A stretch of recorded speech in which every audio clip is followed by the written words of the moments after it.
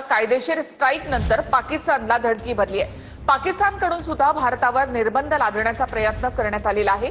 त्यामुळे दोन्ही देशांमध्ये तणाव वाढलाय।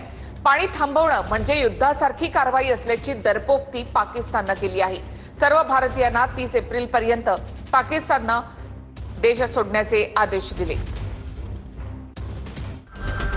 पाकिस्तानला धडकी, पाणी रोखणं युद्ध करण्यासारखं, पाकची दरपोक्ती, भारतासाठी वाघा बॉर्डर आणि हवाई क्षेत्र बंद। भारतानं सिंधू जलकरार रद्द करण्याचा निर्णय घेतल्यानं पाकिस्तानला धडकी भरली आहे। पाणी थांबवणं म्हणजे युद्धासारखी कारवाई करणं असल्याचं पाकिस्तानने म्हटलंय। भारतानं बॉर्डर बंद केल्यानंतर पाकिस्ताननेही वाघा बॉर्डर बंद केली आहे। पाकिस्ताननं भारतीय विमानांसाठी त्यांचं हवाई क्षेत्र बंद केलंय। भारतीयांना दिलेला व्हिसाही रद्द केलाय। शिमला करार संपवण्याचा इशाराही पाकिस्तानने दिला। भारतासोबतचा द्विपक्षीय व्यापार पाकिस्तानने बंद केलाय। सर्व भारतीयांना 30 एप्रिल पर्यंत पाकिस्तान छोड़ण्याचे आदेश देण्यात आले हैं। अटारी का जो बॉर्डर है उसको बंद किया, तो हमने भी आज फैसला किया है कि जो वाघा बॉर्डर है उसको क्लोज किया जा रहा है फौरी तौर के ऊपर। जितनी क्रॉस बॉर्डर ट्रांजिट जो है फ्रॉम इंडिया वाघा बॉर्डर के जरिए उसको सस्पेंड किया जा रहा है। हम भी फिर शिमला समेत जो ट्रीटीज हैं बायलैटरल उसको हम कंसिडर कर सकते हैं, उसको हम भी इन अबेंस कर सकते हैं। तो ये लीडरशिप का बड़ा क्लियर फैसला था और ये जो बिहेवियर है वो बड़ा ही गैर जिम्मेदाराना है। भारताने इतिहासामध्ये पहिल्यांदा सिंधू पाणी वाटप करार हा स्थगित केला। सिंधू पाणी करार स्थगित केल्यामुळे नेमकं काय होणार आहे त्यावर देखील आपण एक नजर टाकूया। म्हणजे आता करारानुसार सिंधू, चिनाब किंवा झेलम या नद्यांच्या पाण्यावर भारत आता पाकिस्तानचा अधिकार मानणार नाही। या आधीच्या मर्यादित वापराऐवजी भारत पूर्ण पाण्यावर अधिकार सांगेल आणि त्याचा वापरही करेल। मात्र तात्काळ नद्यांचं पाणी आपल्याला रोखता येणं शक्य होणार नाही। त्याआधी नियोजनानुसार कमी वेळेत काही बांध वा कालवे उभारून पाकिस्तानच्या हद्दीमध्ये जाणारं पाणी रोखावं किंवा कमी करण्यासाठी प्रयत्न करावे लागतील। आता भारताच्या या वॉटर स्ट्राईकमुळे पाकिस्तानला कशा प्रकारे दीर्घकालीन गंभीर परिणामांना तोंड द्यावं लागू शकतं तेही पाहूया। पाकिस्तानची 16 दशलक्ष हेक्टर शेती ही सिंधू करारावर अवलंबून आहे। गहू, तांदूळ, ऊस या पाकिस्तानातल्या प्रमुख पिकांसाठी हा करार महत्त्वाचा होता। कराची, लाहोर, मुलतान सारखी मोठी शहरं सिंधू नदीच्या पाण्यावर अवलंबून आहेत। पाकिस्तानच्या जलविद्युत प्रकल्पांपैकी 40% प्रकल्प सिंधू नदीच्या पाण्यावर जगतात। भविष्यात शेतीसह पाणी आणि अन्नधान्य टंचाईचं पाकिस्तान पुढे सर्वात मोठं आव्हान असेल। तुम पाकिस्तान के पानी को रोकोगे, पाकिस्तान की ज़राअत सनत का खात्मा करके, पाकिस्तान की मईशत तबाह करके, सी पैक के मंसूबे नाकाम करने के लिए तू बढ़के मारेगा और तू चाहेगा हम चुप रहे। सुन, अगर तू पानी बंद करेगा इंशाअल्लाह हम तेरी सांस बंद करेंगे, इन दरियाओं में फिर खून बहेगा। तर पहलगाम हल्ल्यानंतर भारताकडून चोख प्रत्युत्तर देण्यासाठी सुरुवात करण्यात आली आहे। भारताच्या ऍक्शनमुळे पाकिस्तान हादरलेला आहे। भारताकडून अरबी समुद्रात मिसाईल चाचणी घेण्यात आली, तर अटारी बॉर्डर बंद करण्यात आली आणि पाकिस्तानी नागरिकांचा व्हिसा रद्द करण्यात आलेला आहे।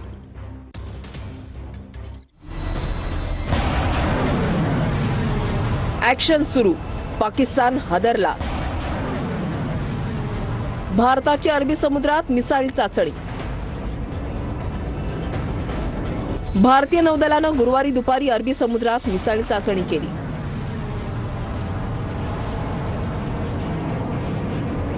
INS सुरतवरून नौदलानं समुद्रात वेगानं झेपावणाऱ्या मिसाईलची चाचणी केली।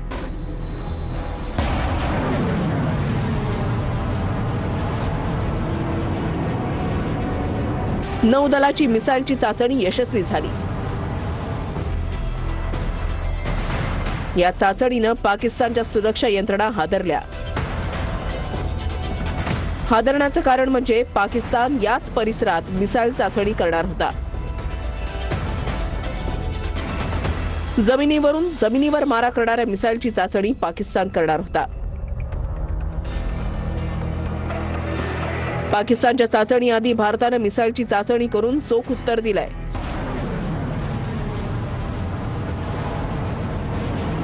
दोन्ही देशांच्या या हालचालींमुळे अरबी समुद्रात तणाव वाढलाय.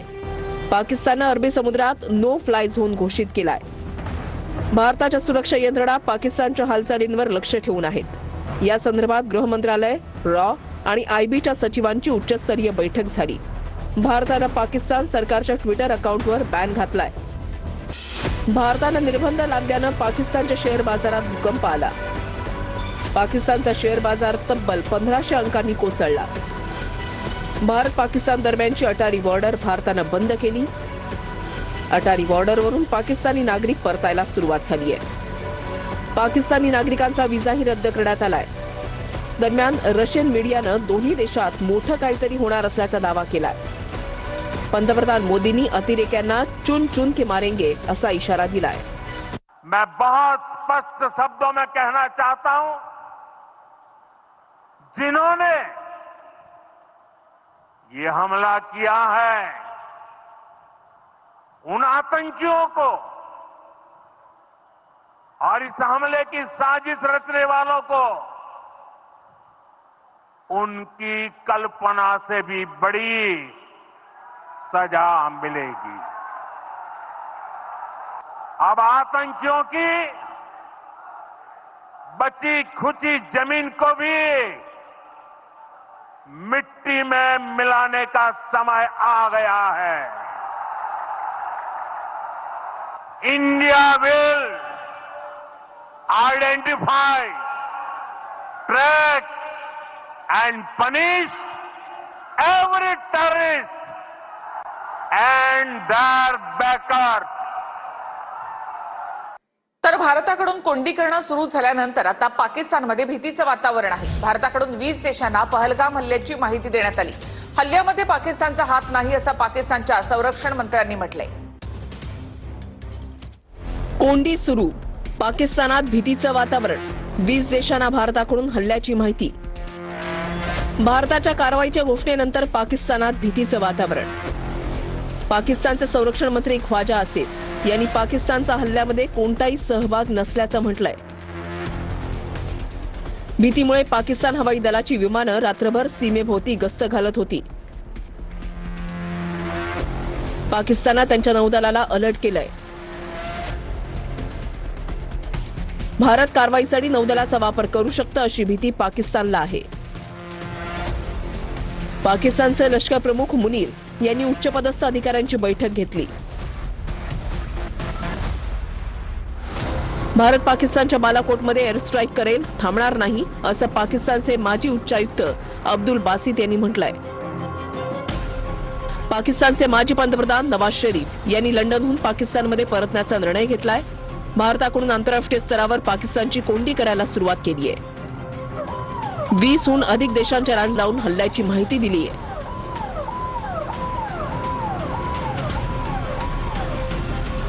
यात अमेरिका, रशिया, इंग्लंड, फ्रान्स, ऑस्ट्रेलियासह इतर देशांचाही समावेश आहे. बीएसएफचा एक जवान चुकीनं पाकिस्तानच्या बॉर्डरमध्ये गेलेला आहे. जवान पूनम कुमार चुकीनं पाकिस्तानमध्ये गेल्याचं कळतं. पाकिस्तानच्या सैन्याने बीएसएफच्या जवानाला ताब्यात घेतलेला आहे. पूनम कुमार श्रीनगरच्या बीएसएफच्या युनिट 24 मध्ये तैनात होती. भारतीय जवान पाकिस्तानच्या ताब्यात. पूनम कुमार चुकून पाकिस्तानच्या हद्दीत गेले. पाकिस्तानच्या हद्दीत चुकीनं गेलेल्या एका भारतीय जवानाला पाकिस्तानी सैन्यानं पकडलाय. पूनम कुमार असं बीएसएफच्या जवानाचं नाव आहे. पूनम कुमार हे श्रीनगरच्या बीएसएफ युनिट नंबर 24 मध्ये तैनात होते. पाकिस्तानी रेंजर्सनी त्यांना ताब्यात घेतलाय. जवानाला परत द्या अशी विनंती भारतानं पाकिस्तानला केली आहे. पाकिस्तानी रेंजर्सनी भारताची मागणी फेटाळली आहे. याच मुद्द्यावर बीएसएफ आणि पाकिस्तानी रेंजर्सची बैठकही झाली. पूनम कुमार यांची काहीच दिवसांपूर्वी काश्मीरमध्ये पोस्टिंग झाली आहे. बॉर्डर ओळखता न आल्यानं ते चुकून पाकिस्तानच्या हद्दीत गेल्याचं बीएसएफनं म्हटलंय. पहलगाममधल्या दहशतवादी हल्ल्याचा आणखी एक व्हिडिओ समोर आलेला आहे. दहशतवादी पर्यटकांना गोळ्या मारत असल्याचा हा व्हिडिओ समोर आलाय.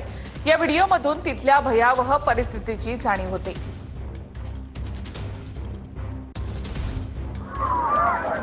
यार बिहारियां पीछे चलते यार तुम बहुत ही कश्मीरी गेंद है।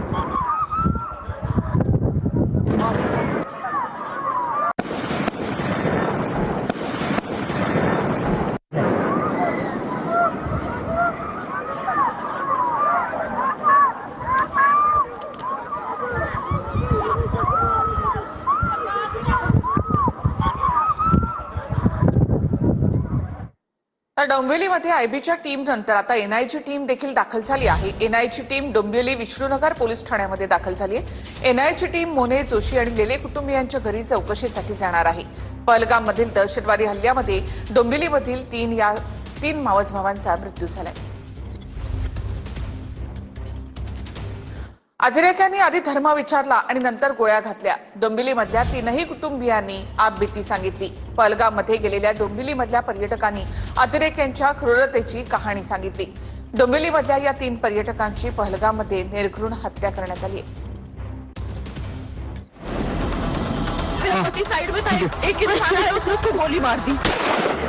पर्यटकांच्या हत्येची थरकाप उडवणारी कहाणी, अतिरेक्यांच्या निर्घृणतेचा कळस। पहलगाममध्ये दहशतवाद्यांनी 26 पर्यटकांची निर्घृण हत्या केली। नहीं हम लोग फौज हैं, बैठो बैठो, हम लोग फौज हैं, हम लोग फौजी हैं, आपकी सेफ्टी के लिए। या हत्याकांडाची थरकाप उडवणारी कहाणी डोंबिवलीच्या पर्यटकांनी सांगितली। दहशतवाद्यांनी पहिल्यांदा हिंदू आणि मुस्लिमांना वेगळं होण्यास सांगितलं। त्यानंतर कोणतेही पर्यटक वेगळे झाले नाहीत। नंतर दहशतवाद्यांनी हिंदू कोण आणि मुस्लिम कोण हे विचारायला सुरुवात केली आणि त्यानंतर गोळीबार करून पर्यटकांची हत्या केली। विचारलं की कोण हिंदू आहे कोण मुस्लिम आहे म्हणून। मग संजय काकांना पहिले असं त्यांनी हात वरती गेला तर त्यांना पहिले गोळी मारली। नंतर हेमंत काकांना मारली। ते विचारायला गेलेले की काय झालंय नक्की, तर क्या हुआ है, कुछ हुआ है क्या, हम कुछ नहीं कर रहे असं हे बोलतात। त्यांनाही गोळी मारली। माझे बाबाही तिथे गेले। माझे बाबाही बोलले की गोळी नका मारू म्हणून, आम्ही काही नाही करत। तर तिथेच त्यांनाही गोळी मारली माझ्यासमोर। मी काहीच नाही करू शकले। दहशतवादी सुमारे 20 मिनिटं पर्यटकांच्या समोर उभे होते। सर्व पर्यटक यावेळी जमिनीवर झोपले होते। अतिरेकी निघून गेल्यावर अनेक पुरुष पर्यटक रक्ताच्या थारोळ्यामध्ये पडले होते। गोळ्या चालल्या तर माझा हात माझ्या वडिलांच्या डोक्यावरती होता। तर एक म्हणजे माझ्या हाताला काहीतरी जाणवलं मला की काहीतरी इथे पडलंय। तर मला असं काय वाटलं की माझ्या हातावरती गोळी मारली आहे। आणि नंतर मी जेव्हा उठून बघितलं तर मी माझ्या बाबांचं डोकं बघितलं तर रक्ताच्या ह्याच्यात माखलेले होते। पर्यटकांनी इथे आतंक माजवलाय असं अतिरेकी म्हणत होते। त्यांनी डोक्याला गोप्रो कॅमेरे लावले होते। अतिरेकी निघून गेल्यानंतर स्थानिक घोडेस्वारांनी जखमी पर्यटकांना मदत केली। काही स्थानिकांनी पर्यटकांना जीव वाचवण्यासाठी तिथून निघून जा असं सांगितलं। त्यामुळे पर्यटक खाली उतरले। त्याच दरम्यान ती लोक पण असे बोलत होते, म्हणजे ते आतंकवादी बोलत होते की आप लोगों ने यहाँ पे आतंक मचा के रखा है, असं करून त्यांचं फायरिंग चालू होतं। म्हणजे पर्यटक फक्त फिरायला येतात, त्यांनी काय आतंक केलंय तिथे। तर माझ्या समोर पतीला गोळ्या घातल्या, कौस्तुभ गणबोटे यांच्या पत्नीनं शरद पवारांसमोर अंगावर काटा आणणारा अनुभव सांगितलेला आहे।